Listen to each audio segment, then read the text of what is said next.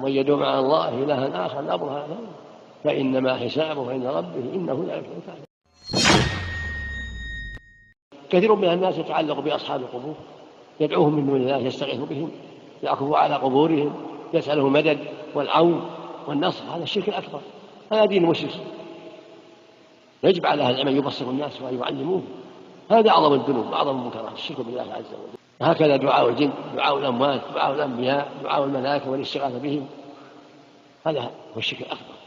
الله يقول جل وعلا، يقول سبحانه وتعالى: وقضى ربك ألا تعبدوا إلا إياه.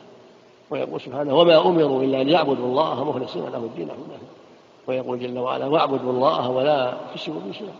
ويقول سبحانه: ومن يدعو مع الله إلها آخر لا برهان له فإنما حسابه عند ربه إنه لا يفلح الكافرون. ويقول عز وجل: وأن المساجد لله فلا تدعوا مع الله أحدا.